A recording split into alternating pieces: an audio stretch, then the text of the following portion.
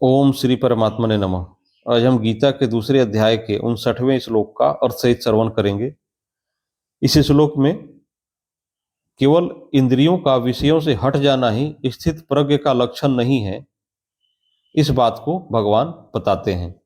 विषया विनिवर्तन्ते निराहारस्य देहिनः रसवर्जम रसोऽप्यस्य परम दृष्ट्वा निवर्तते।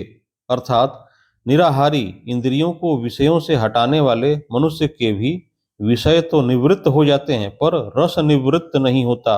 परंतु परमात्म तत्व का अनुभव होने से इस स्थित प्रज्ञ मनुष्य का रस भी निवृत्त हो जाता है, अर्थात उसकी संसार में रस बुद्धि नहीं रहती। विषया विनिवर्तन्ते निराहारस्य देहिनः रसवर्जम। अर्थात मनुष्य निराहार दो तरह से होता है, अपनी इच्छा से भोजन का त्याग कर देना अथवा बीमारी आने से भोजन का त्याग हो जाना। दूसरा, संपूर्ण विषयों का त्याग करके एकांत में बैठना, अर्थात इंद्रियों को विषयों से हटा लेना। यहाँ इंद्रियों को विषयों से हटा लेने वाले साधक के लिए ही निराहारस्य पद आया है। रोगी के मन में यह रहता है कि क्या करूं, शरीर में पदार्थों का सेवन करने की सामर्थ्य नहीं है, इसमें मेरी परवस्था है, परंतु जब मैं ठीक हो जाऊंगा, शरीर में शक्ति आ जाएगी, तब मैं पदार्थों का सेवन करूंगा। इस तरह उसके भीतर रस बुद्धि रहती है। ऐसे ही इंद्रियों को विषयों से हटाने पर विषय तो निवृत्त हो जाते हैं, पर साधक के भीतर विषयों में जो रस बुद्धि सुख बुद्धि है वह जल्दी निवृत्त नहीं होती। जिनका स्वाभाविक ही विषयों में राग नहीं है और जो तीव्र वैराग्यवान है, उन साधकों की रस बुद्धि साधनावस्था में ही निवृत्त हो जाती है। परंतु जो तीव्र वैराग्य के बिना ही विचार पूर्वक साधना में लगे हुए हैं, उन्हीं साधकों के लिए यह कहा गया है कि विषयों का त्याग कर देने पर भी उनकी रस बुद्धि निवृत्त नहीं होती। रसो अप्यस्य परम दृष्टवा निवर्तते। अर्थात इस स्थित प्रज्ञ की रस बुद्धि परमात्मा का अनुभव हो जाने पर निवृत्त हो जाती है। रस बुद्धि निवृत्त होने से वह स्थित प्रज्ञ हो ही जाता है, यह नियम नहीं है। परंतु स्थित प्रज्ञ होने से रस बुद्धि नहीं रहती, यह नियम है। रसो अप्यस्य पद से यह तात्पर्य निकलता है कि रस बुद्धि साधक की अहमता में अर्थात मैंपन में रहती है। यही रस बुद्धि स्थूल रूप से राग का रूप धारण कर लेती है। अतः साधक को चाहिए कि वह अपनी अहमता से ही रस को निकाल दे कि मैं तो निष्काम हूँ, राग करना कामना करना मेरा काम नहीं है। इस प्रकार निष्काम भाव आ जाने से अथवा निष्काम होने का उद्देश्य होने से रस बुद्धि नहीं रहती और परमात्म तत्व का अनुभव होने से उसकी सर्वथा निवृत्ति हो जाती है। परिशिष्ट भाव, भोगों की सत्ता और महत्ता मानने से अंतःकरण में भोगों के प्रति एक सूक्ष्म खिंचाव, प्रियता, मिठास पैदा होती है। उसका नाम रस है। किसी लोभी व्यक्ति को रुपए मिल जाए और कामी व्यक्ति को स्त्री मिल जाए तो भीतर ही भीतर एक खुशी आती है, यही रस है। भोग भोगने के बाद मनुष्य कहता है कि बड़ा मजा आया, यह उस रस की ही स्मृति है। यह रस अहम में रहता है। इसी रस का स्थूल रूप राग सुखासक्ति है। जब तक संयोग जन्य सुख में रस बुद्धि रहती है, तब तक प्रकृति तथा उसके कार्य, क्रिया, पदार्थ और व्यक्ति की पराधीनता रहती ही है। रस बुद्धि निवृत्त होने पर पराधीनता सर्वथा मिट जाती है। भोगों के सुख की परवस्था नहीं रहती, भीतर से भोगों की गुलामी नहीं रहती। जब तक अंतःकरण में किंचन मात्र भी भोगों की सत्ता और महत्ता रहती है, भोगों में रस बुद्धि रहती है, तब तक परमात्मा का अलौकिक रस प्रकट नहीं होता। परमात्मा के अलौकिक रस की तो बात ही क्या, परमात्मा की प्राप्ति करनी है यह निश्चय भी नहीं होता। बाहर से इंद्रियों का विषयों से संबंध विच्छेद करने पर अर्थात भोगों का त्याग करने पर भी भीतर में रस बुद्धि बनी रहती है। तत्वबोध होने पर यह रस बुद्धि सूख जाती है, निवृत्त हो जाती है।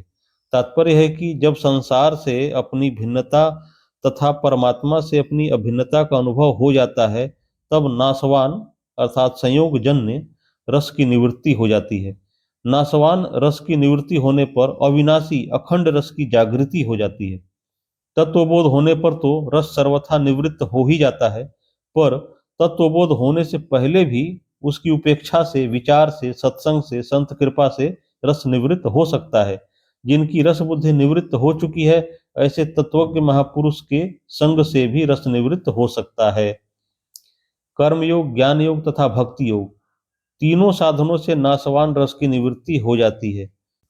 ज्यों-ज्यों कर्म योग में सेवा का रस, ज्ञान योग में तत्व के अनुभव का रस और भक्ति योग में प्रेम का रस मिलने लगता है, त्यों-त्यों नाशवान रस स्वतः छूटता चला जाता है। जैसे बचपन में खिलौनों में रस मिलता था, पर बड़े होने पर जब रुपयों में रस मिलने लगता है, तब खिलौनों का रस स्वतः छूट जाता है। ऐसे ही साधन का रस मिलने पर भोगों का रस स्वतः छूट जाता है। रस बुद्धि के रहते हुए जब भोगों की प्राप्ति होती है, तब मनुष्य का चित्त पिघल जाता है और वह भोगों के वशीभूत हो जाता है। परंतु रस बुद्धि निवृत्त होने के बाद जब भोगों की प्राप्ति होती है, तब तत्वज्ञ महापुरुष के चित्त में किंचन मात्र भी कोई विकार पैदा नहीं होता। उसके भीतर ऐसी कोई वृत्ति पैदा नहीं होती जिससे भोग उसको अपनी ओर खींच सकें। जैसे पशु के आगे रुपयों की थैली रख दें तो उसमें लोभ वृत्ति पैदा नहीं होती और सुंदर स्त्री को देखकर उसमें काम वृत्ति पैदा नहीं होती।